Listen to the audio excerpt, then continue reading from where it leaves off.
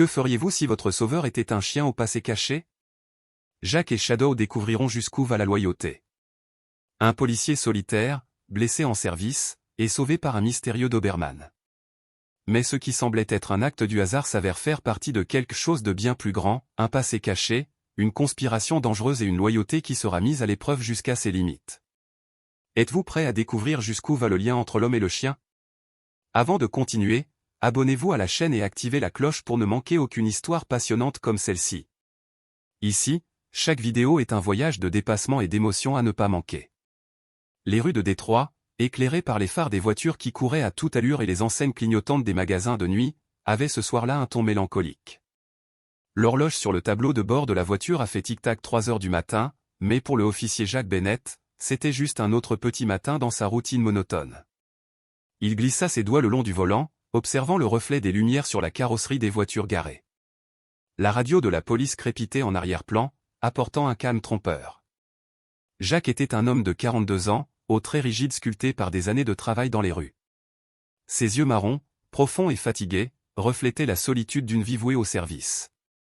Sa maison était vide, votre réfrigérateur, presque toujours aussi. Le seul bruit qui l'accueillit lorsqu'il ouvrait la porte était le craquement du sol usé. Il est peut-être temps de penser à sortir de cette vie, murmurait-il parfois, mais le sens du devoir le maintenait. Alors que la voiture de patrouille avançait lentement, il aperçut un homme cagoulé marchant rapidement vers une ruelle. Jack plissa les yeux, son instinct l'avertissant. Normalement, personne ne choisit ce côté-ci de la ville en ce moment pour des raisons innocentes, pensa-t-il. Il a discrètement fait demi-tour, essayant de ne pas attirer l'attention.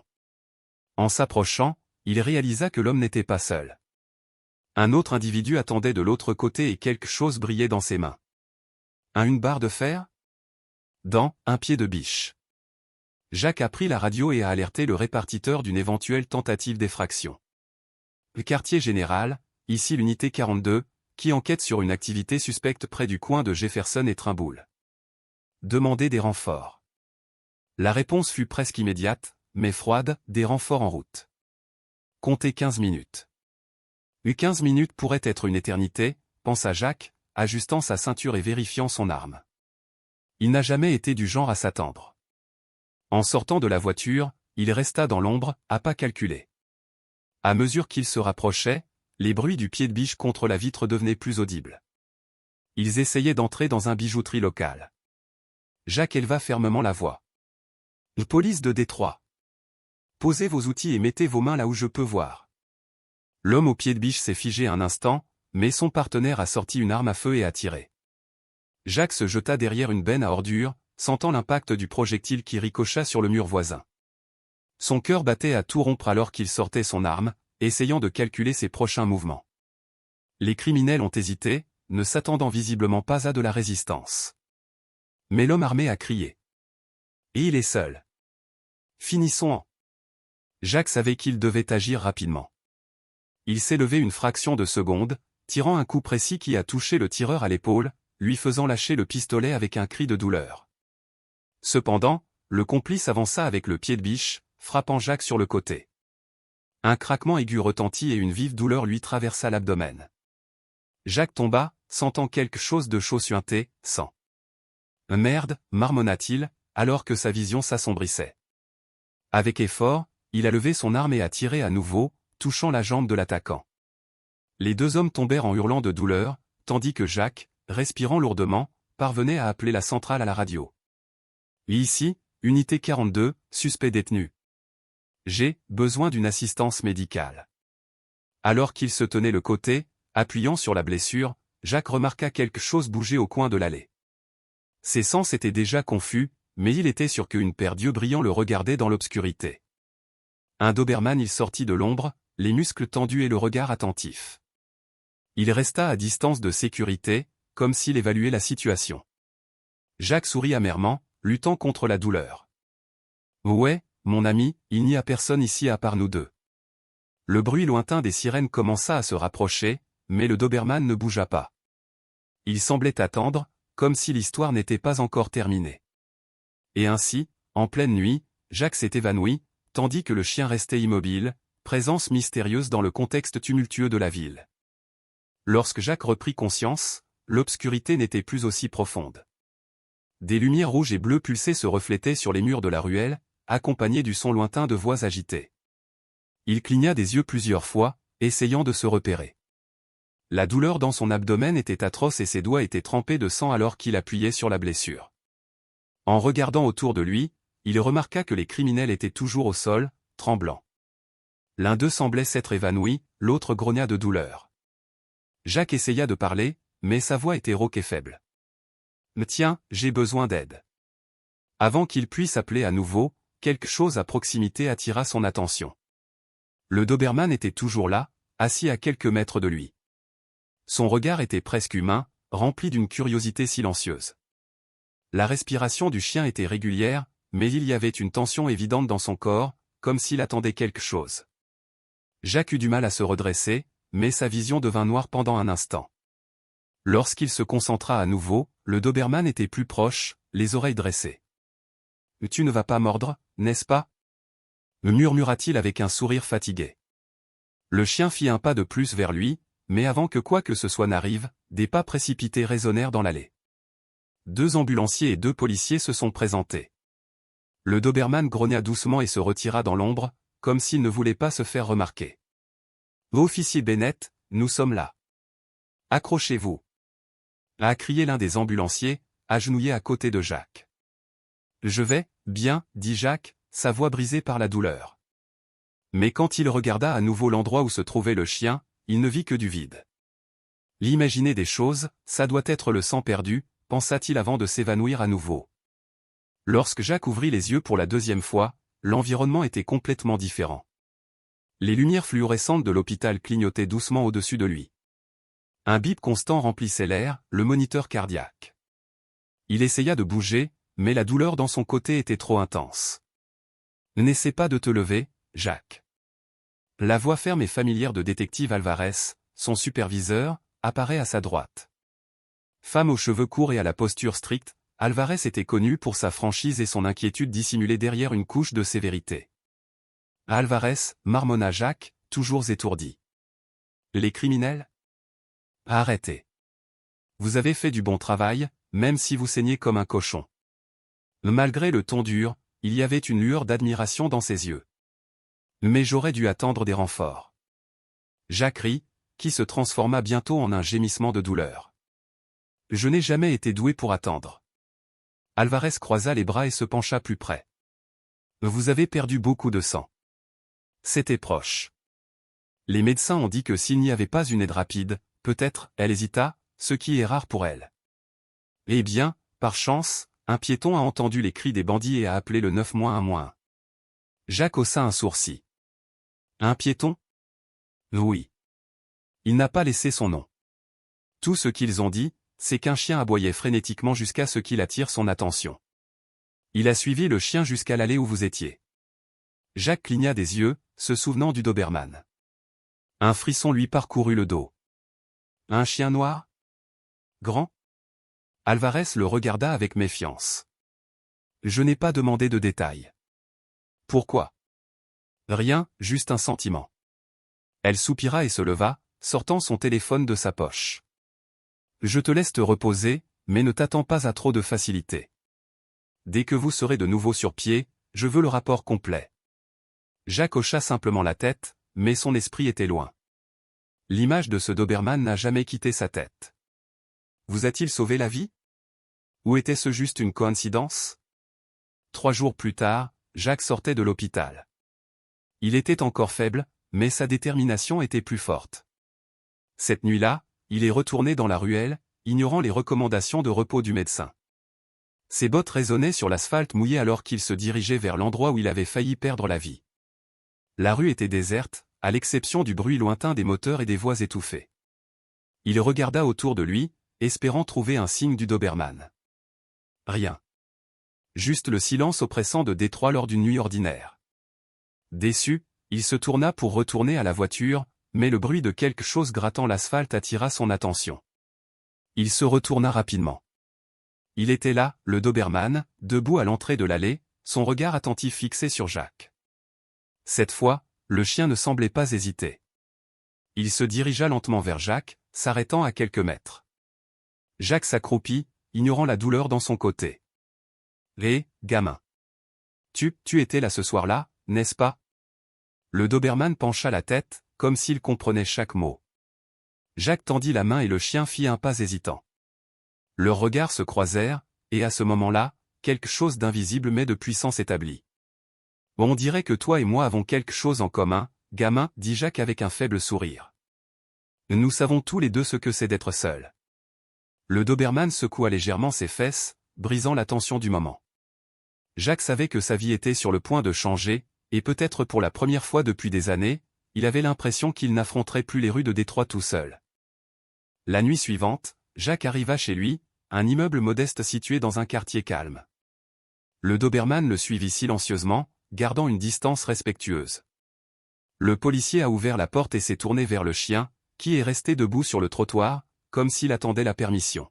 « Tu vas rester dehors » a demandé Jacques, se moquant presque de lui-même pour avoir parlé à un animal. Le Doberman pencha légèrement la tête, mais ne bougea pas. Jacques soupira, ouvrant plus grand la porte. « D'accord, entre. Juste pour une nuit. » Le chien fit 2 pas hésitants et franchit finalement le seuil. Il renifla prudemment, se promenant dans le salon peu meublé. Jacques jeta ses clés sur une petite table près de la porte et s'installa sur le canapé, son corps encore douloureux à cause de sa récente blessure. « Je ne suis pas exactement le meilleur animateur, mais je pense que vous êtes probablement habitué à l'improvisation, non ?» Le Doberman s'arrêta au milieu de la pièce et s'assit, regardant Jacques de ses yeux perçants. Il y avait quelque chose de troublant, mais en même temps de rassurant, dans le regard de l'animal. Jacques secoua la tête en riant doucement. « Je vais avoir besoin d'un nom pour toi. Je ne peux pas continuer à t'appeler chien tout le temps. » Il regarda autour de lui, à la recherche d'inspiration. La faible lumière faisait en sorte que la fourrure noire et brillante du chien se fondait dans les ombres environnantes. « Ombre, murmura-t-il. Et Shadow ?» Le chien remuait légèrement la queue, comme s'il approuvait le choix. Jacques sourit, se sentant idiot mais en même temps étrangement réconforté. Le lendemain matin, Jacques fut réveillé par quelque chose de mouillé qui lui touchait la main. Il ouvrit les yeux et trouva Shadow assis à côté du canapé, le nez pressé contre ses doigts. « Déjà réveillé, hein ?» grogna Jacques, se levant prudemment à cause de la douleur. Après avoir préparé un café rapide, il versa de l'eau dans un bol de fortune pour Shadow et poursuivit sa routine matinale. En quittant la maison, il hésita. Le chien la suivit jusqu'à la porte, mais Jacques savait qu'il ne pouvait pas l'emmener au travail. « Écoute, Ombre. Je serai bientôt de retour.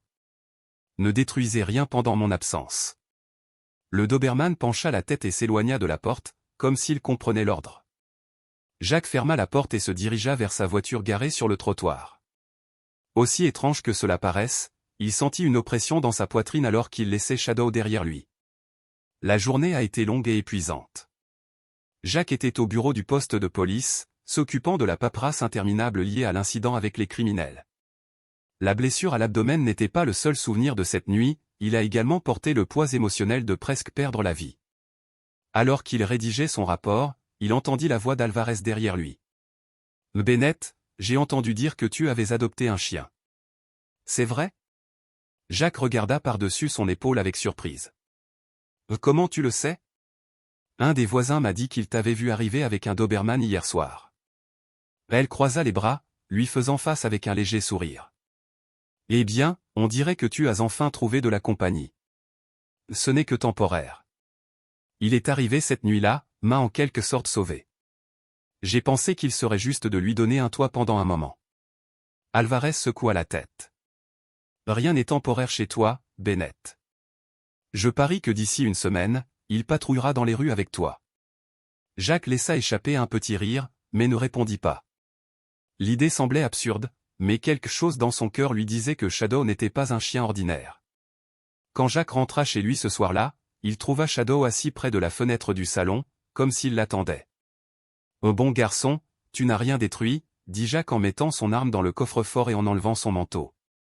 Il prépara quelque chose à manger et lança un morceau de viande à Shadow, qu'il attrapa habilement dans les airs. Pendant le dîner, Jacques regarda le chien, qui était maintenant allongé à ses pieds. « Je ne sais pas d'où tu viens, mais, il y a quelque chose de différent chez toi.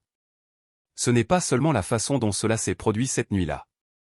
C'est comme si, tu avais l'air de tout comprendre. Shadow leva la tête, les yeux alertes. Jacques rit. Peut-être qu'un jour tu me le diras, hein? Cette nuit-là, avant de s'endormir, Jacques prit une décision. Il a décroché le téléphone et a appelé une connaissance. Et Simon? C'est Jacques. J'ai besoin de votre aide. Il s'agit du chien dont j'ai parlé plus tôt. Je veux le former. Les jours suivants furent marqués par un nouveau rythme dans la vie de Jacques. Il a commencé à travailler avec Shadow, testant son obéissance et ses compétences de base. À sa grande surprise, le chien semblait déjà connaître des commandes simples, telles que « s'asseoir »,« rester » et « aller chercher ». Simons, un entraîneur à la retraite, a rendu visite à Jacques chez lui pour évaluer Shadow. Ce chien est spécial, Jacques.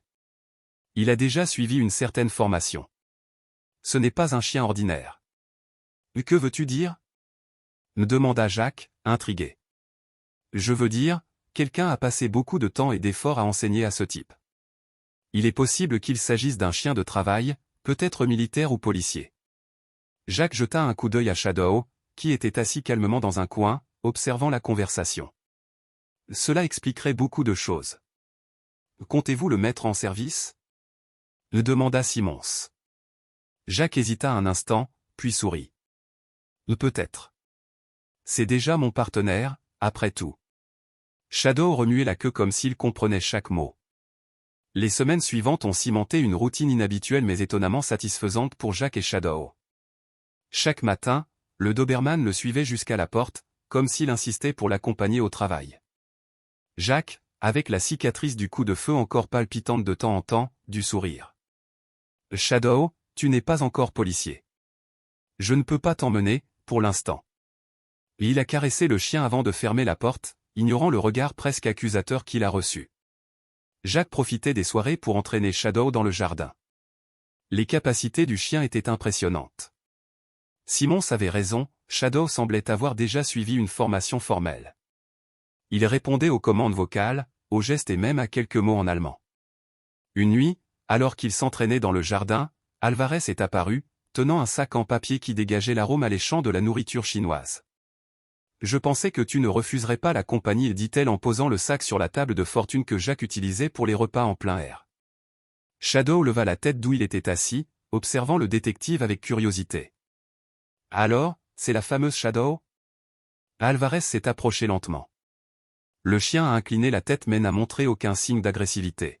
« C'est ça. Et faites attention à votre nourriture, il semble aimer voler des morceaux quand il pense que personne ne le regarde. » Jacques sourit en s'asseyant. Alvarez rit, mais devint vite sérieux. « Jacques, je dois te parler d'une affaire. Cela pourrait simplement vous impliquer plus que vous ne le souhaiteriez. » Il haussa un sourcil, remarquant le ton inquiétant de sa voix. « J'écoute. » Alvarez a posé une photo sur la table.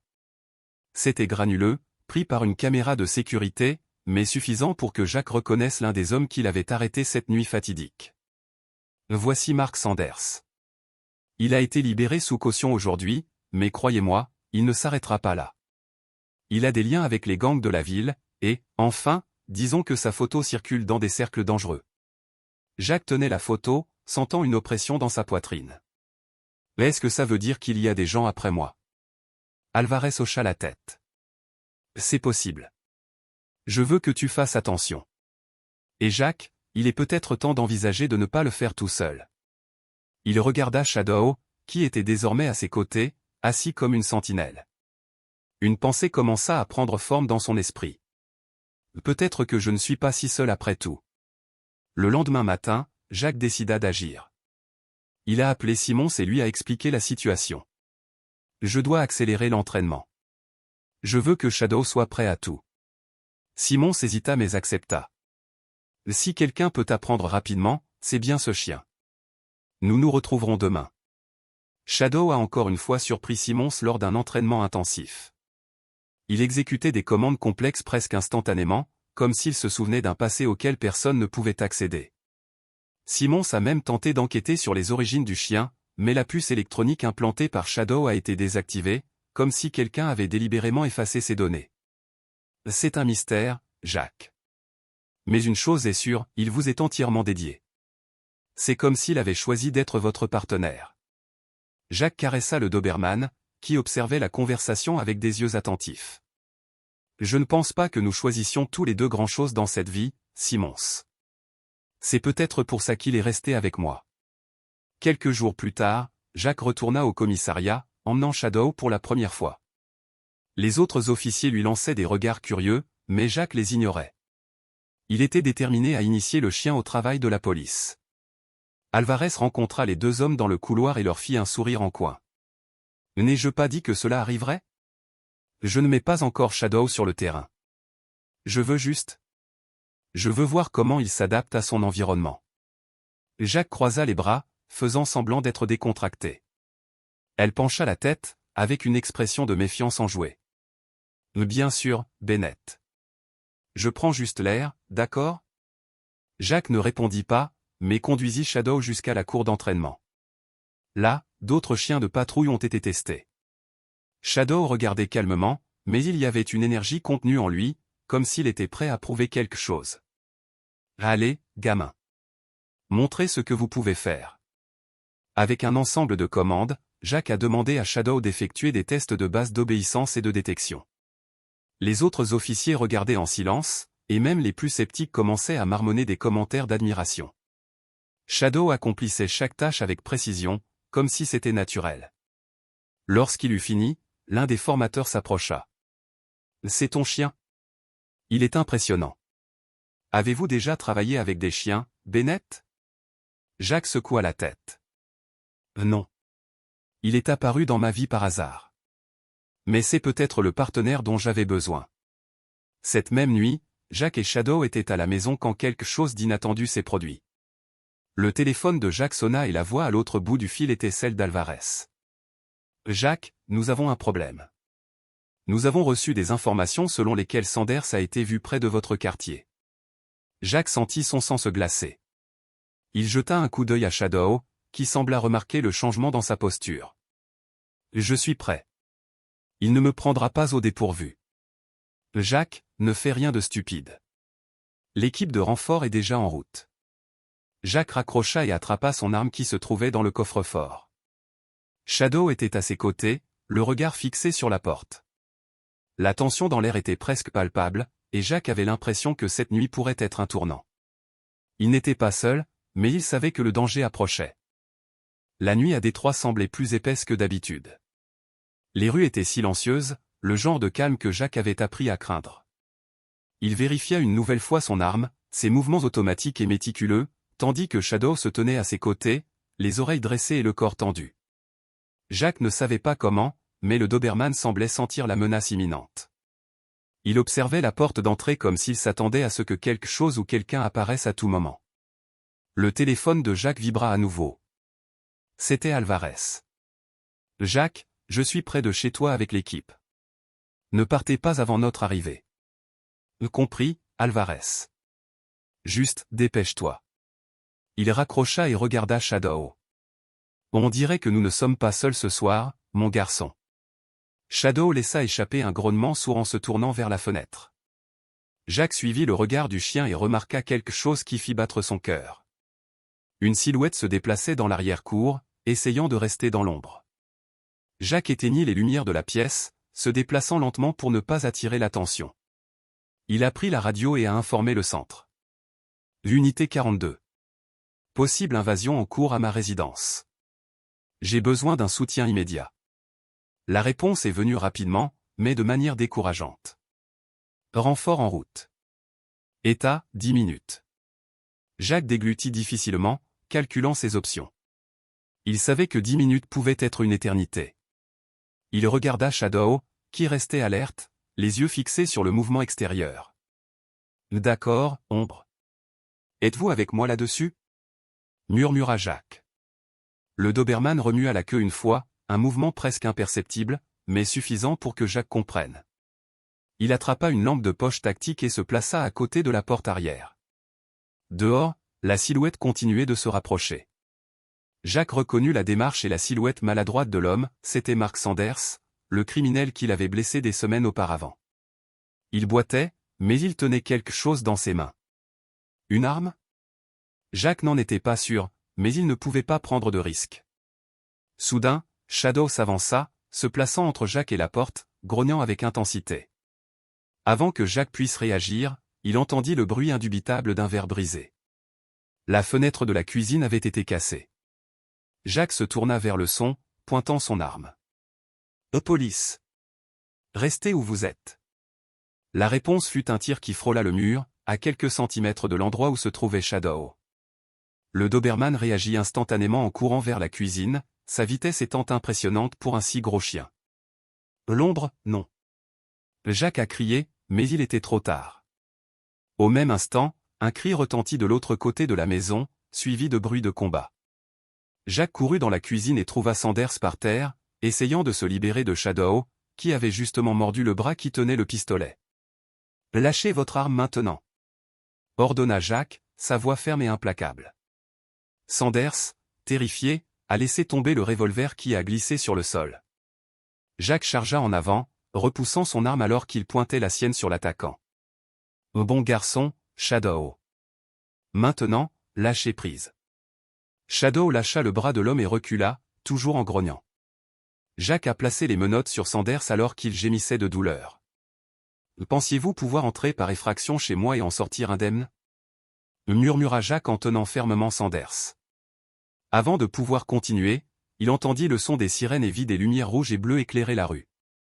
Alvarez est rapidement entré avec deux autres officiers, armes au poing. « Situation sous contrôle ?» a-t-elle demandé en évaluant le scénario. « Contrôlé, grâce à lui. » Jacques montra Shadow, qui était maintenant assise à côté de la porte, observant tout calmement. Alvarez haussa un sourcil, visiblement impressionné. « On dirait que tu as plus que la moyenne des chiens, Bennett. » Jacques sourit malgré sa fatigue. « C'est mon partenaire. » Au commissariat, Sanders a été interrogé. Il a avoué qu'il n'avait pas agi seul et que d'autres membres de son gang envisageaient d'envoyer un message à Jacques. Alvarez était chargé de l'enquête, mais il a prévenu. « Ce n'est pas fini, Jacques. S'il était prêt à s'introduire par effraction chez vous, les autres pourraient essayer quelque chose de pire. » Jacques savait qu'Alvarez avait raison, mais il était convaincu qu'il ne ferait pas face seul à cette menace. Shadow, allongé aux pieds de Jacques dans le commissariat, semblait partager la même pensée. Lorsqu'ils rentrèrent chez eux ce soir-là, Jacques ressentit quelque chose de différent. Pour la première fois depuis des années, sa maison ne semblait pas aussi vide. Il observa Shadow, qui s'allongeait à côté du canapé, et murmura. « Tu es un héros, mon garçon. Je ne sais pas ce qui serait arrivé si tu n'étais pas là. » Shadow ferma simplement les yeux, comme pour dire qu'il faisait juste son devoir. Jacques savait que cette nuit avait été un test. Lui et Shadow formaient désormais une équipe, et ensemble, ils étaient prêts à affronter tout danger qui se présenterait. Le lendemain matin, le soleil était à peine levé lorsque Jacques se réveilla au doux bruit des pattes de Shadow sur le sol du salon. Le Doberman était agité, se dirigeant vers la fenêtre et retournant vers Jacques, comme s'il voulait attirer son attention. « Es-tu déjà en alerte, mon garçon ?» marmonna Jacques, sa voix encore rauque à cause du sommeil. Il se releva lentement, la douleur de sa blessure toujours lancinante mais moins intense. Shadow le regardait attentivement, la tête penchée. Tout en préparant le café, Jacques alluma la télévision. Les informations du matin montraient déjà les détails de l'invasion de la nuit précédente. Les présentateurs ont parlé de l'acte de bravoure du policier et du « chien héroïque qui a sauvé la situation ». Jacques laissa échapper un petit rire. « On dirait que tu es célèbre, Shadow. » Le chien remuait légèrement la queue, mais restait attentif à son environnement. Jacques savait que l'apparente tranquillité cachait une dangereuse réalité, Sanders avait évoqué d'autres complices, et la possibilité de représailles n'était pas exclue. Il avait besoin d'un plan, non seulement pour se protéger, mais aussi pour s'assurer que Shadow était prêt à tout. Jacques a passé la journée à enquêter sur les contacts de Sanders. Lui et Alvarez ont mis en place un plan pour identifier les chefs du gang responsables des attaques. Les indices ont conduit à une organisation criminelle connue pour opérer dans le quartier le plus dangereux de la ville, dirigé par un homme nommé Victor Malone. Malone était connu pour sa brutalité et son utilisation de chiens de garde dressés pour protéger ses cachettes. Jacques savait que lui tenir tête signifiait plus que risquer sa propre vie, mettrait Shadow directement entre deux feux. « Êtes-vous sûr de vouloir impliquer votre chien là-dedans, Jacques ?» a demandé Alvarez, alors qu'ils examinaient les rapports dans le bureau du shérif. Et il est déjà impliqué, Alvarez. Il m'a sauvé la vie, tu te souviens? Et honnêtement, il est mieux préparé à cela que la plupart des policiers que je connais. Elle soupira, mais ne fut pas en désaccord. Je ne veux juste pas avoir à expliquer au patron pourquoi tu as emmené un chien pour entrer par effraction dans une cachette de gang. Jacques eut un sourire sec. Alors il ferait mieux de ne pas le découvrir. Les nuits suivantes ont été marquées par un entraînement intensif. Jacques a testé Shadow dans des scénarios simulés, l'entraînant à faire face à des situations à haut risque. Simons, l'entraîneur, a continué à offrir son soutien, mais même lui semblait impressionné par les progrès de Shadow. Ce chien est quelque chose de spécial, Jacques. Il ne se contente pas d'obéir, il anticipe vos besoins. C'est rare, même chez les meilleurs chiens de travail. Jacques ne pouvait pas le nier. Shadow semblait presque humain dans sa capacité à comprendre des situations complexes. Il détectait les signes de danger avant même que Jacques ne les remarque, et sa capacité à réagir rapidement était presque surnaturelle. Une semaine plus tard, Alvarez apportait des nouvelles. Nous avons réussi à retrouver l'un des lieux associés au gang de Malone. C'est un entrepôt abandonné dans la zone industrielle. Nous avons reçu des informations selon lesquelles lui et son groupe préparent quelque chose de grand, impliquant peut-être des armes illégales. Jacques a immédiatement su qu'il ne pouvait pas rester en dehors de cette opération. Il propose de diriger l'équipe qui envahirait les lieux, mais Alvarez se montre catégorique. Tu es encore en convalescence, Jacques. Et je ne vais pas prendre de risques avec toi, encore moins avec ton chien. Alvarez, je connais ces rues mieux que quiconque. Et Shadow, il est ma meilleure chance d'entrer et de sortir de cet endroit sans alerter Malone. Elle hésita, mais finit par céder. C'est vrai, mais cela doit être fait avec prudence. Un faux mouvement et vous nous mettez tous en danger. Le soir de l'opération, Jacques et Shadow attendaient dans un véhicule discret, à quelques pâtés de maison de l'entrepôt. Les lampadaires éclairaient à peine la zone et le bruit des anciennes machines bourdonnait au loin. Prêt pour ça, partenaire? A demandé Jacques en mettant le gilet de protection sur Shadow. Le Doberman restait immobile, ses yeux brillant dans le noir. L'équipe SWAT était positionnée aux sorties principales, tandis que Jacques et Shadow étaient chargés de se faufiler par l'arrière, à travers une ouverture étroite dans le mur. Le silence à l'intérieur de l'entrepôt était presque assourdissant. Shadow ouvrait la voie, se déplaçant avec une précision féline. Jacques sentit l'adrénaline monter alors qu'il tenait son arme, attentif à tout mouvement. Soudain, Shadow s'arrêta, le corps rigide. Jacques savait que le chien avait détecté quelque chose. Il entendit des voix étouffées venant d'un couloir voisin. Jacques fit signe à Shadow de se mettre en position et avança lentement. En regardant au coin de la rue, il aperçut deux hommes armés qui parlaient. Ils étaient distraits, mais Jacques savait qu'il ne pouvait pas leur faire face sans alerter le reste du groupe. Il regarda Shadow et murmura. « Calme, mon garçon. » Shadow avançait avec une douceur incroyable, ses pas à peine audibles. Lorsqu'il s'est approché suffisamment, il a sauté, renversant l'un des hommes avant qu'il ne puisse réagir. Jacques passa immédiatement à l'action, neutralisant le second d'un coup bien ciblé. « Au bon travail, gamin » murmura Jacques, caressant rapidement Shadow avant de continuer. Alors qu'ils traversaient l'entrepôt, Jacques réalisa qu'ils approchaient du centre des opérations. Le bruit des cartons traînés et des voix criées résonnait dans l'espace.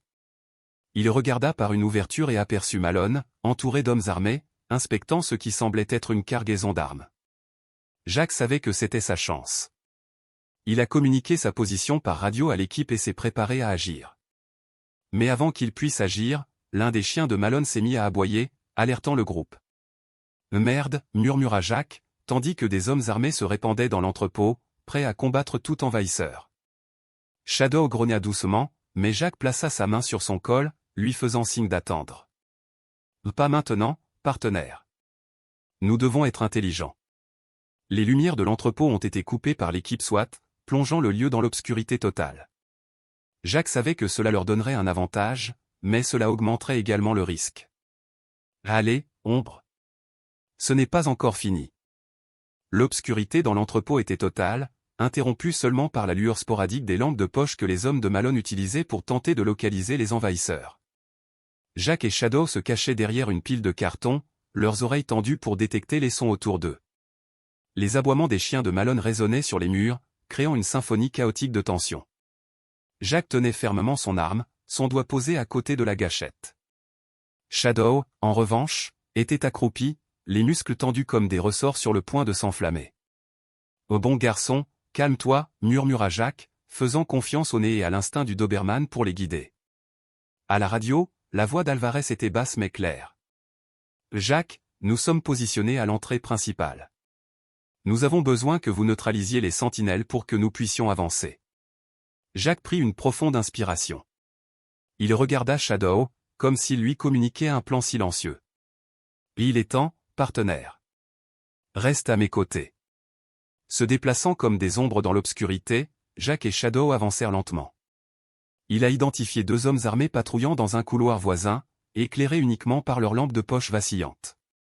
Shadow restait bas, prêtant attention à chaque mouvement. Jacques a utilisé des signaux manuels pour donner l'ordre. Shadow comprit immédiatement. Il se déplaça vers la gauche, contournant silencieusement les cartons, tandis que Jacques se positionnait pour intercepter l'autre homme. Soudain, un bruit sourd, le premier homme fut renversé par Shadow, qui l'immobilisa rapidement avec ses dents sur la manche de sa veste. Jacques bougea avec précision, désarmant et assommant la seconde avant qu'il ne puisse crier. 2 d'avance, Alvarez. Jacques a parlé par radio, tout en attachant les sentinelles avec du ruban adhésif. Bien, Jacques. Continuez à avancer. À mesure qu'ils approchaient du cœur de l'entrepôt, les bruits devenaient de plus en plus forts. Malone aboya des ordres, clairement conscient que quelque chose n'allait pas. Jacques savait que le temps jouait contre eux. Il regarda Shadow et désigna un escalier métallique qui menait à une passerelle supérieure.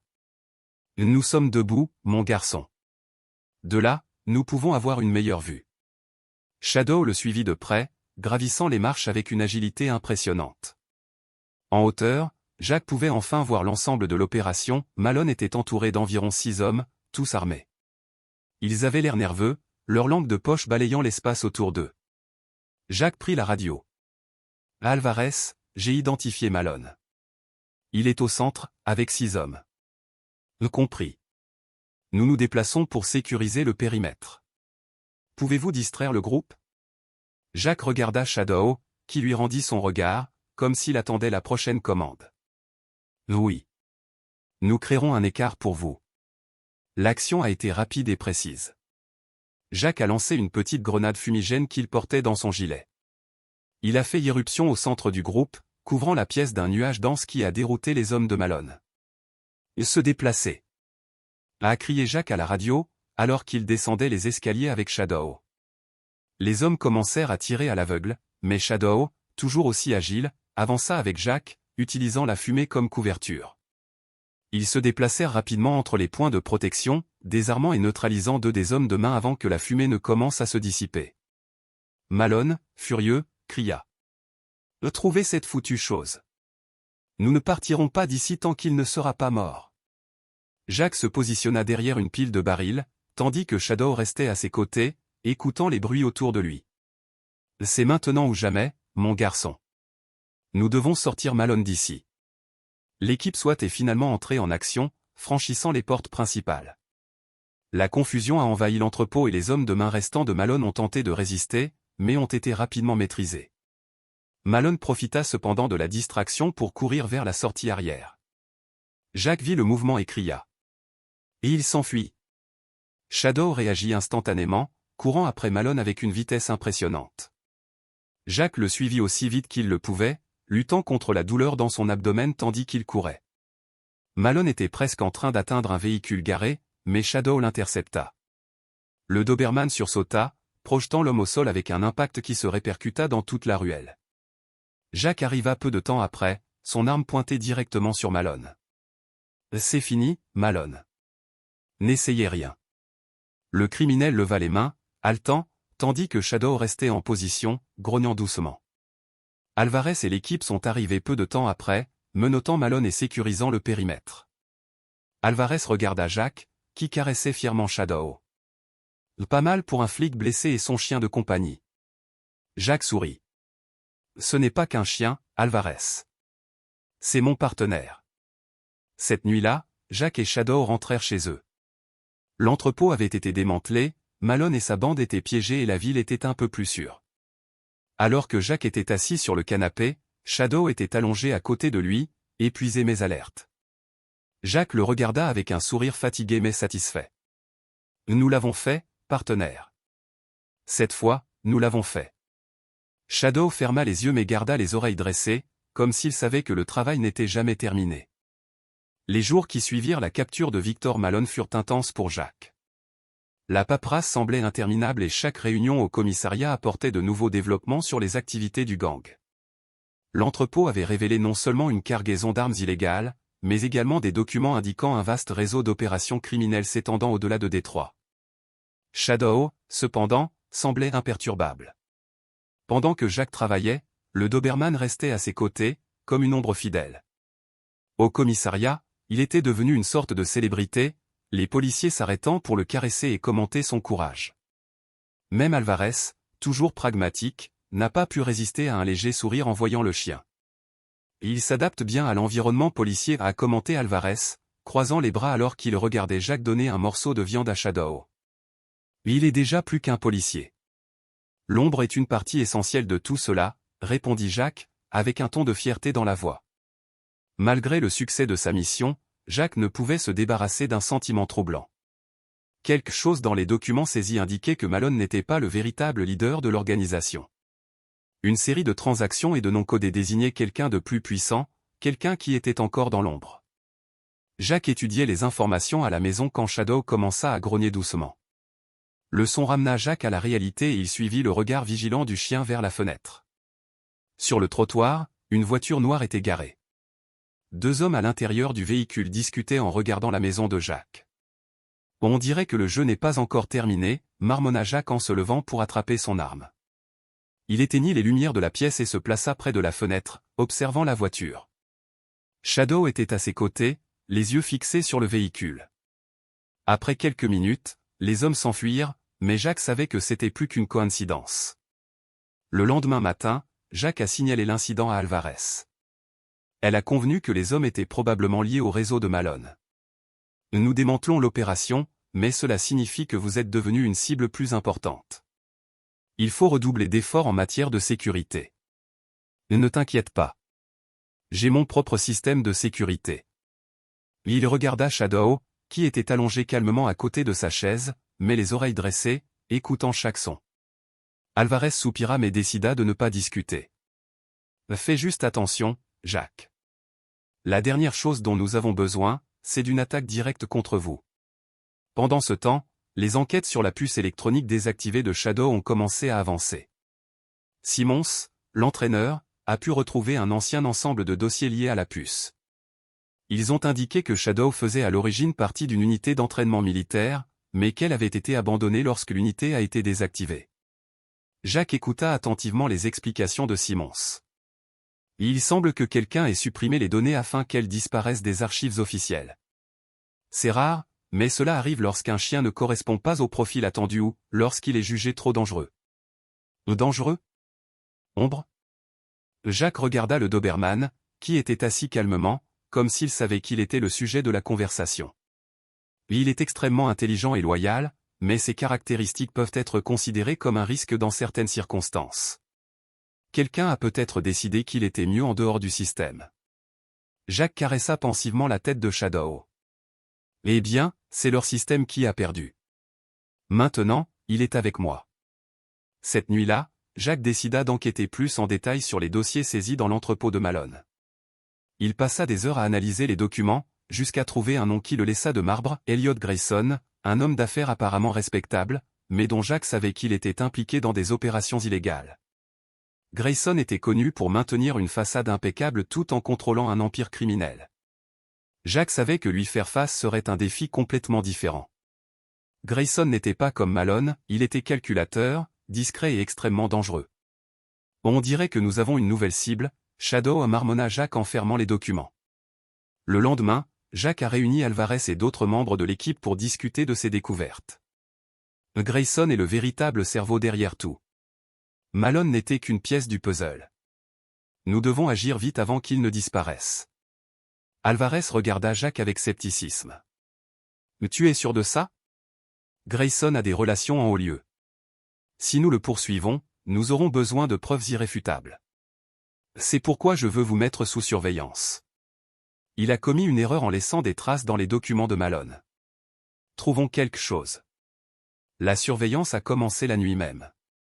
Jack, Shadow et 2 autres agents surveillaient à distance le luxueux manoir de Grayson.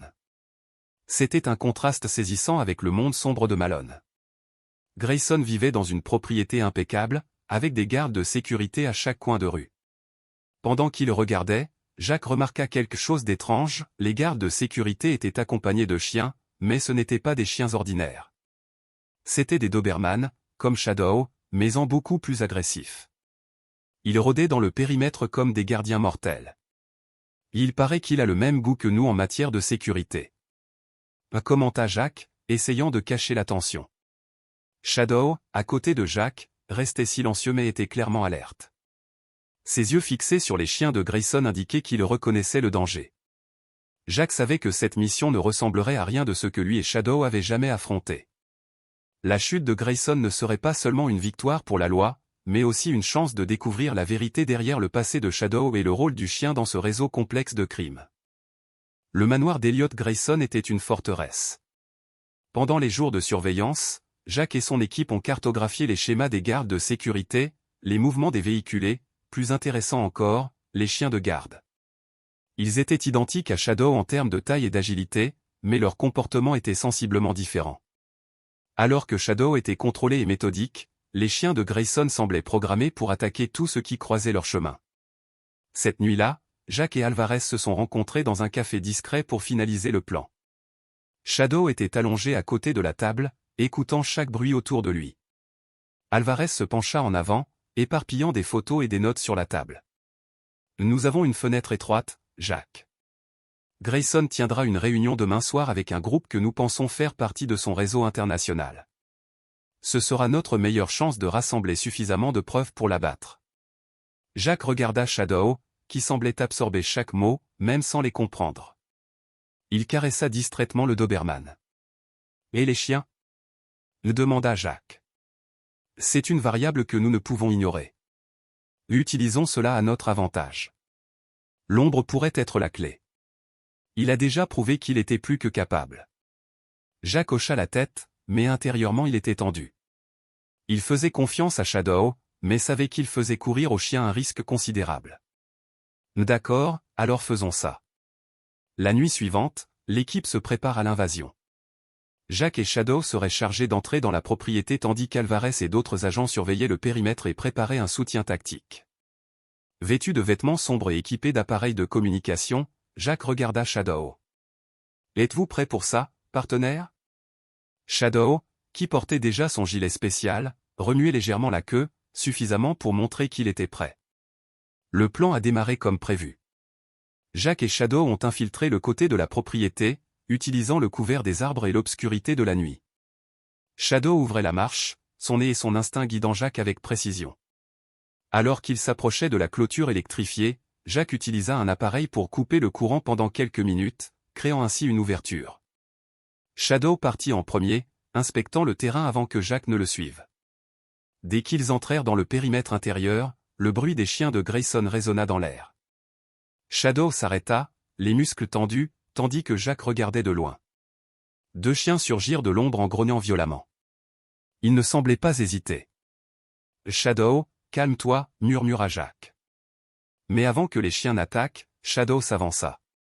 Son grognement sourd mais imposant ressemblait presque à un défi. À la surprise de Jack, les chiens s'arrêtèrent, hésitèrent, puis commencèrent à tourner autour de Shadow, comme pour l'évaluer. « Ce garçon » marmonna Jack en regardant. Il semblait y avoir une communication silencieuse entre les chiens. Peut-être qu'ils ont reconnu Shadow comme l'un des leurs, ou peut-être que c'était quelque chose de plus profond. Quoi qu'il en soit, ils n'ont pas attaqué. Shadow maintint sa position ferme jusqu'à ce que les chiens se retirent, disparaissant dans l'ombre. Jack poussa un soupir de soulagement et s'avança. « Vous êtes incroyable, partenaire. » À l'intérieur du manoir, Jack et Shadow se déplaçaient rapidement dans les couloirs luxueux, évitant les caméras et les gardes de sécurité. Ils se dirigeaient vers le bureau de Grayson, où ils espéraient trouver des documents ou des appareils qui confirmeraient ses activités criminelles. Lorsqu'ils atteignirent la porte, Shadow s'arrêta brusquement, reniflant l'air. Jacques savait que c'était un signe. Et il y a quelqu'un à l'intérieur. Jacques ajusta son arme et ouvrit lentement la porte. Grayson était là, assis à son bureau, en train de parler au téléphone.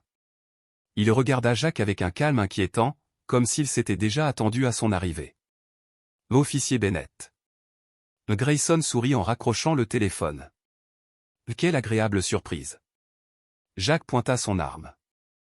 C'est fini, Grayson. J'ai tout ce dont j'ai besoin pour t'achever. Grayson rit, un rire grave et menaçant. Oh, Bennett, tu penses vraiment que tu contrôles ici? Avant que Jacques ne puisse répondre, un grand bruit vint du couloir. Deux autres chiens de Grayson entrèrent dans la pièce, les yeux fixés sur Jacques et Shadow. Shadow se plaça immédiatement entre Jacques et les chiens, grognant intensément. Grayson se contenta de sourire. On dirait que ton petit ami va devoir faire ses preuves. Les chiens avancèrent, mais Shadow était plus rapide. Il bondit vers le premier, utilisant son agilité pour esquiver les attaques et immobiliser son adversaire. Jacques a tiré un coup de feu sur le deuxième chien, touchant le sol à proximité, suffisamment pour l'effrayer et le faire battre en retraite.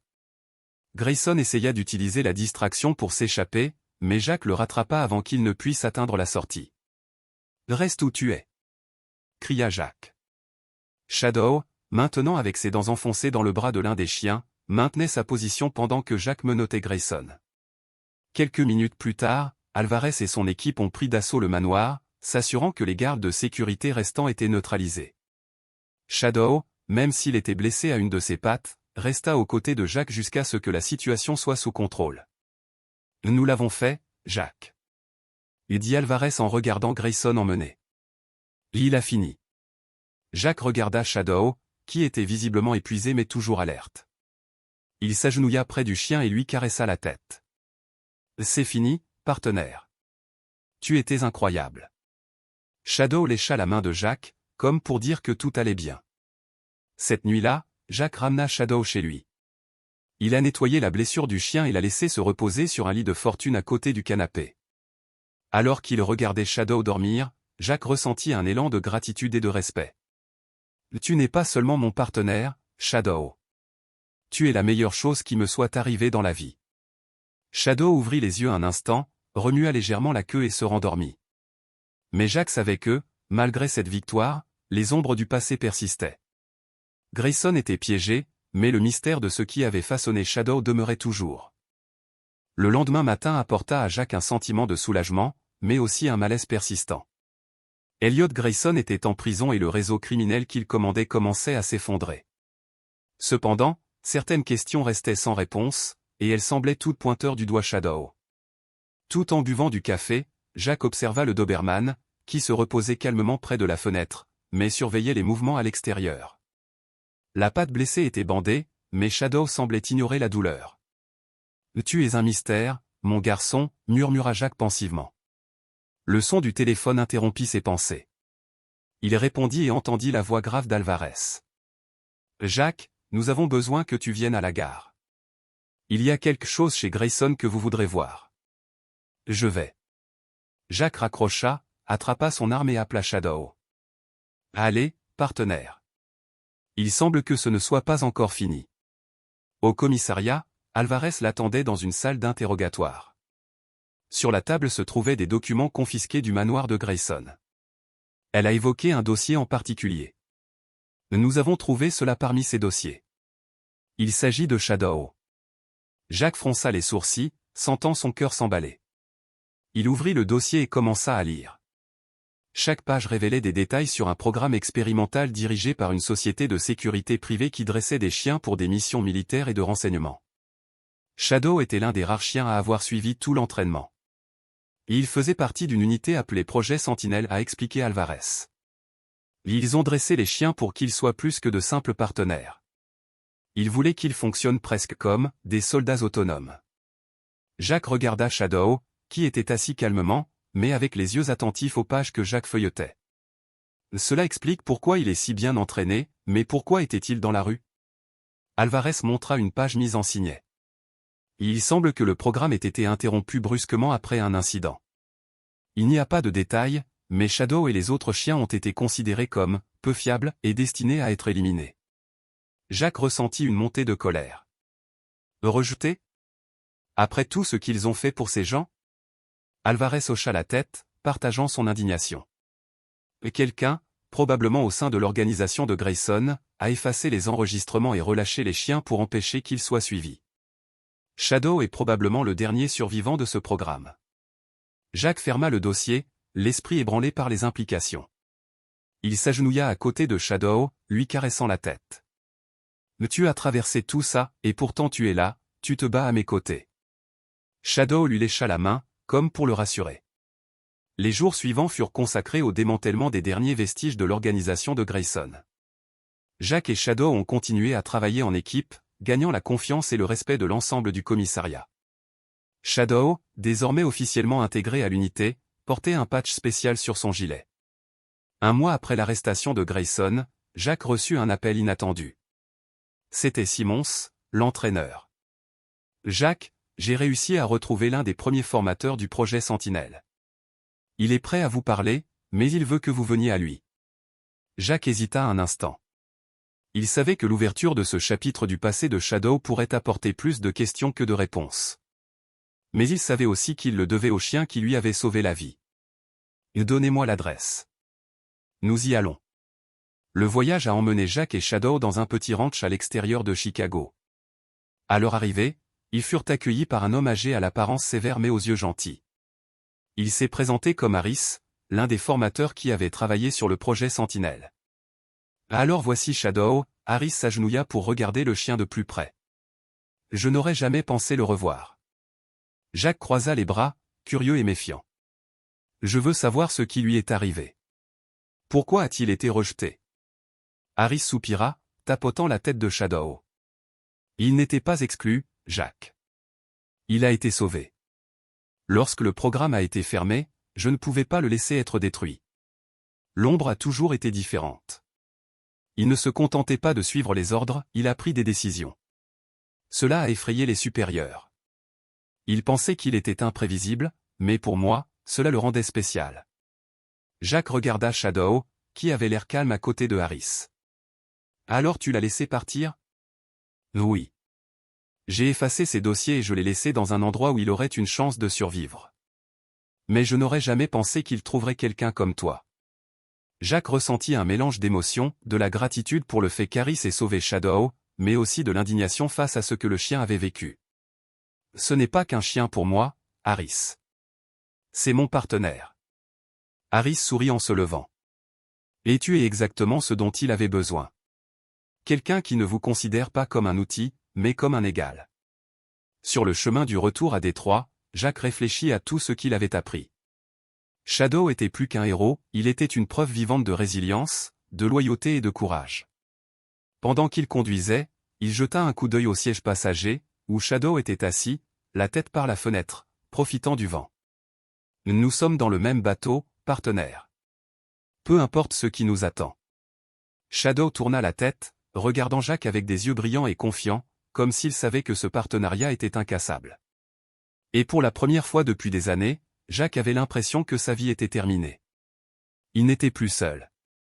Si vous avez aimé cette histoire et que vous souhaitez plus de contenu comme celui-ci, laissez un like, partagez-la avec quelqu'un dont vous savez qu'elle sera émue, et bien sûr, abonnez-vous à la chaîne. Ensemble, nous explorerons des histoires inspirantes et des moments qui touchent le cœur. À la prochaine vidéo.